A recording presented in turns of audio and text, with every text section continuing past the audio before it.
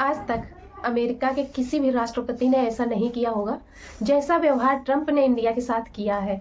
उन्होंने न केवल भारत पर टैरिफ वार का ऐलान किया, बल्कि हमारे इंडियन इकोनॉमी को डेड बता दिया है। अभी तक तो ट्रंप भारत के बहुत घनिष्ठ मित्र हुआ करते थे, मोदी जी के घनिष्ठ मित्र हुआ करते थे, माय डियर फ्रेंड बुलाते थे मोदी जी उनको। उनके साथ G20 होस्ट करने के बावजूद, हमारा देश विश्व गुरु होने के बावजूद, हमारी 4th लार्जेस्ट इकोनॉमी कंट्री होने के बावजूद ट्रंप हमें हल्के में क्यों ले रहा है। इस मामले को लेकर कई राजनीतियां भी उभर कर ऊपर आएंगी। जाहिर सी बात है, जब ऐसा कोई मामला होता है तो कई सारी राजनीतियां अपनी राजनीति को आगे करने के चक्कर में हमारे प्रधानमंत्री मोदी जी को नीचा दिखाने में कोई कसर नहीं छोड़ेंगे। तो दरअसल बात यह है कि अमेरिका ने हमारे इंडिया को अपना डियर फ्रेंड बताते हुए 25% का टैरिफ थोप दिया है हमारे ऊपर। ऐसे में सवाल ये है कि इतना ज़्यादा टैरिफ थोपने के बावजूद सरकार चुप क्यों है? क्योंकि अगर वो टैरिफ थोपेंगी तो जाहिर सी बात है हमारे एक्सपोर्ट में कमी आएगी। हमारे एक्सपोर्ट में कमी आएगी तो हमारी इकोनॉमी पर भी असर पड़ेगा इसका। और रसिया से आने वाले ऑयल के ऊपर भी पेनल्टी लगाने की बात की। अब जब उसे ये भनक हुई कि रशिया के राष्ट्रपति पुतिन और इंडिया के राष्ट्रपति मोदी जी से मेल मिलाप बढ़ सकता है, तो वो एकदम बौखला गया इस मामले पर और उसने अपनी ऑफिशियल वेबसाइट पर अनाउंस किया कि वह पाकिस्तान के साथ एक बहुत अच्छी डील कर रहा है। ये क्या बात हुई? अब हम लोगों को पाकिस्तान के टक्कर का भी नहीं समझ रहा है ट्रंप। ये तो बहुत बड़ी बेइज्जती हो जाएगी हमारे इंडिया की।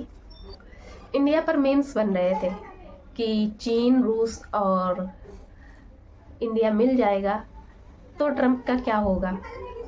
तो ट्रंप ने इसका भी जवाब देते हुए कहा, उसने वेबसाइट पर इस बार इंडिया को अपना डियर फ्रेंड भी नहीं बताया।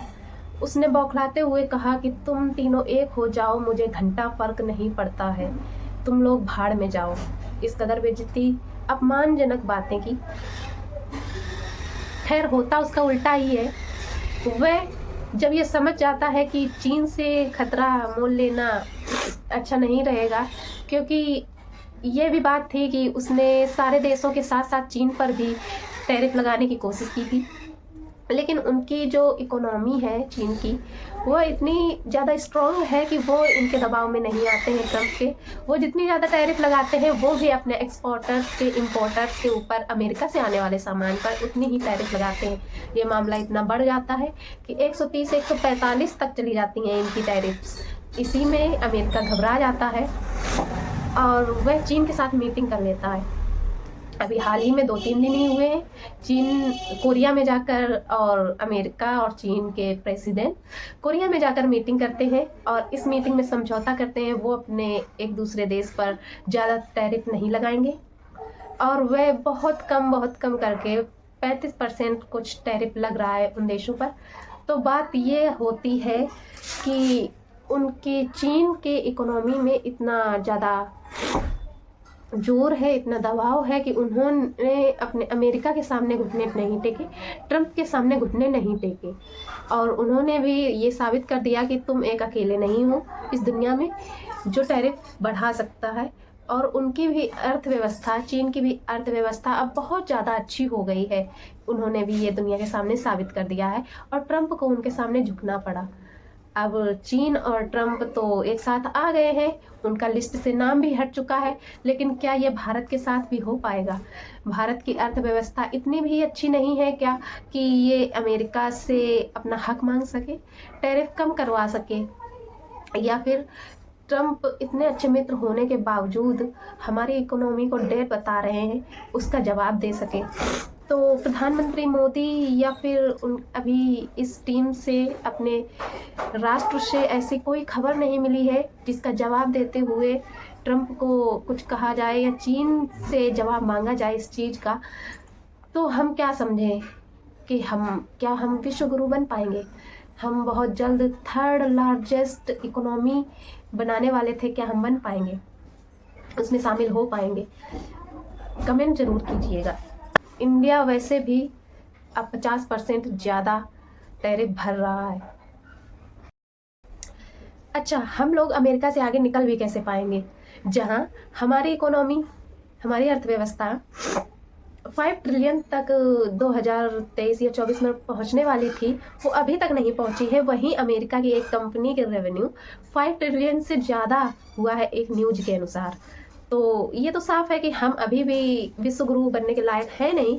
हमें ये समझना चाहिए कि हमसे गलती कहाँ हुई है, हमारी शिक्षा पर या संविधान पर, या हमारी इकोनॉमी स्ट्रॉन्ग कैसे होगी। दरअसल बात यह है कि चाइना जहाँ एजुकेशन पर ध्यान देता है, हमारे यहाँ वहाँ चुनाव पर ध्यान दिया जाता है, नेता कैसे बने ये देखा जाता है, लड़ाई झगड़ा कैसे करवा लें, नफरत कैसे फैला लें, हिंदू मुस्लिम कर लें, यही होता है ना। इसी के सहारे सब लोग वोट मांगते हैं। कोई नहीं देखता कि हमारा एजुकेशन सिस्टम बदलना चाहिए। हम लोग आवाज़ नहीं उठाते, तो इसमें गलती किसकी है, हमारी सरकार की या हमारे युवा पीढ़ी की। जहाँ चाइना के लोग अपने सेल्फ डिपेंड होने पर ध्यान देते हैं, वहीं हम लोग डिपेंडेंट रहने पर ज़्यादा ध्यान देते हैं कि हमारा साथ चाइना दे रहा है, हमारा साथ अमेरिका दे रहा है। इस पर हम ध्यान नहीं देते कि हम इतने स्ट्रांग बने कि हमें किसी के साथ की ज़रूरत ही ना पड़े। जो होगा वो तो वक्त ही बताएगा। ये अमेरिका हमारी टैरिफ घटाएगा, बढ़ाएगा या फिर कोई समझौता करेगा, तब तक के लिए हम ज़रूर अपडेट लाते ही रहेंगे। वैसे भी आप फॉलो कर लीजिए चैनल को, और मिलते हैं नेक्स्ट वीडियो में बहुत जल्द ही। राधे राधे।